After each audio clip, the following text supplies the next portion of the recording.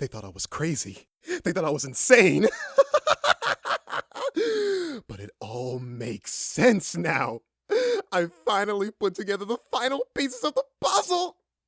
And it will uncover the lore behind Lewis, the ghost that possessed Arthur, and unveiling my theory on how the story for this series is going to end. I don't know why it took me so long to figure it out. All the answers were staring me right in the face.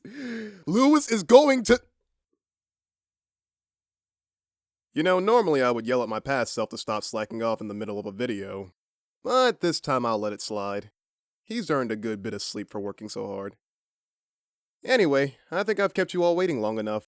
So without further ado, let's dive right into the lore about our lovable pink ghost. It's magenta! And the mysterious ghost arm.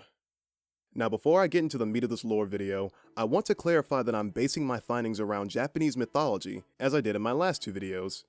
Since the Mystery Skulls videos seem to have a lot of influences from Japanese culture. For example, Mystery being a kitsune, Shiramori being a bonsai tree / obake, the Mystery Skulls logo itself, and a number of other things as well.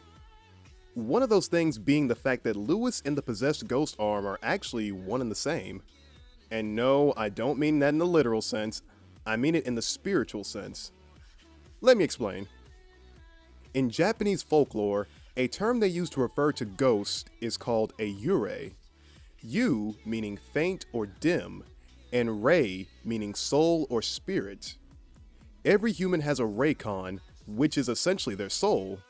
Upon dying, the soul will leave a person's body and enter a form of purgatory where it will wait for a proper funeral and their rites to be paid.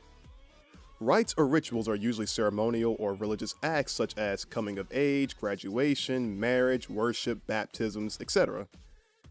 This is all neat little information, but it still doesn't explain my previous statement about Lewis and the ghost arm.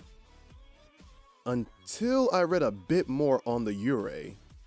You see, when a person dies in a sudden or violent act, their reikon can transform into a yurei and bridge the gap back to the physical world if the proper rites have not been performed, or if their emotions like hatred, sorrow, jealousy, or love influence them to come back. This is said to happen to those who die by being murdered or committing suicide, and once the final thoughts enter the dying individual's mind, their yurei will come back to complete it. In short, the yurei will continue to exist on Earth until it can be laid to rest by either completing the proper rites or resolving their emotional conflict. Now, correct me if I'm wrong, but wouldn't Lewis be considered a yurei?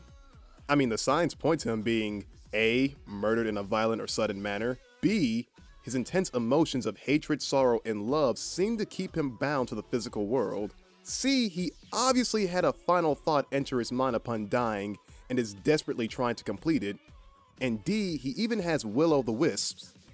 No, I don't mean the Pokemon move, I'm talking about the tiny balls of flame that float in the middle of the night.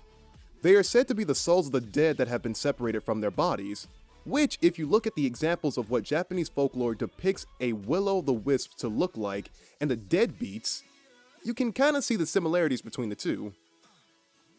So now that we have all this information, we can pretty much assume that Lewis is a yurei, right?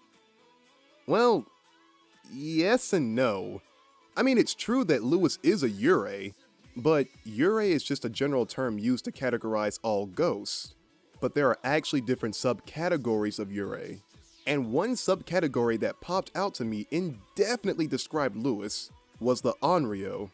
According to Japanese folklore, an onryo is a vengeful ghost that survives solely on its wrath, and are ghosts of those who died with strong emotions like jealousy, hatred, or rage, cannot pass on.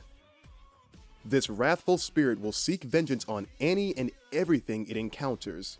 Usually onryo are victims of murder, suicide, betrayal, war, or catastrophe, and occasionally an onryo's curse is born not out of hatred and retribution, but out of intense, passionate love, which perverts into extreme jealousy.